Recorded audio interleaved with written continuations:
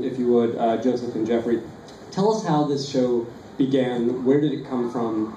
Did it spring fully formed from your brains? Oh God, I wish. That would have been wonderful. That would have been way less work. I listened to a lot of podcasts. I really love podcasts, and I really wanted to make one. And I wanted to make one with Jeffrey because I like working with Jeffrey.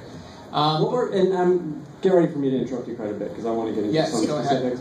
What were the things that you were listening to that was kind of getting you inspired and feeling like you could do something? I listen to so many podcasts. I listen to, there's probably like 30 that I follow off and on. I listen to a lot of the popular ones, Comedy Bangway. Bangway. It's a separate one. It's a separate one. Porn parody. The This American Life, Risk, Moth, all of those. The Bugle's really funny. I don't know, I listen to a lot. I just really didn't want to make one that sounded like any of the ones I was already listening to because they existed, and what was the point of doing something that's already being made?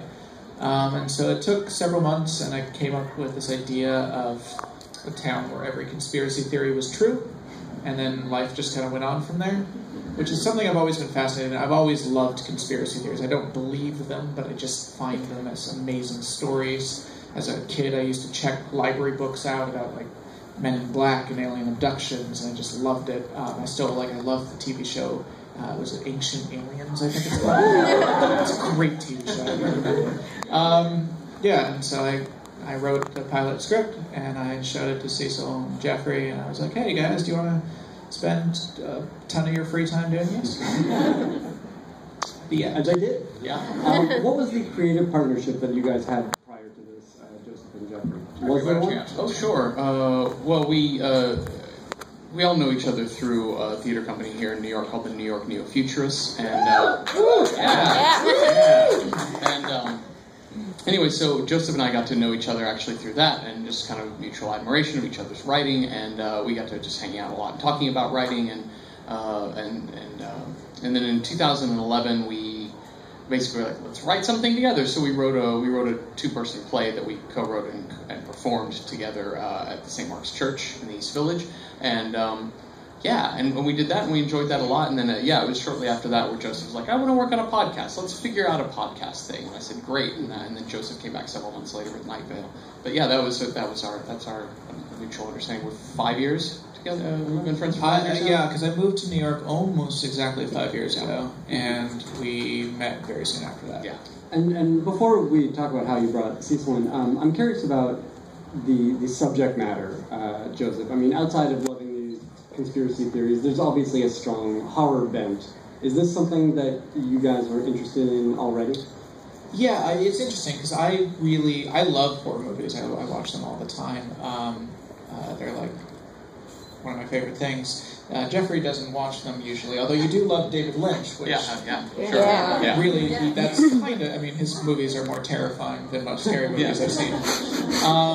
It was surprising to me when people started telling me that the show was scary, because to me the show was never scary. It just didn't. What is it to you? I don't know. It's the inside of my head. Yeah. Shocking to find that scary to us. I would almost, I like jumping in on that too, because Joseph and I talked early on when we first started putting the podcast out of, whether it was creepy or scary, and neither of us felt at any point that it was ever creepy or scary, although sometimes we do try for elements of that, but as a whole, there's something really charming about Night Vale, like listening to Cecil's voice, there's something very charming about this little town, and in a lot of ways, I don't know, I find hearing Cecil very comforting. Like, the fact of the matter is, these really awful things are happening, but for the most part, he's upset at Steve Carlsberg, right?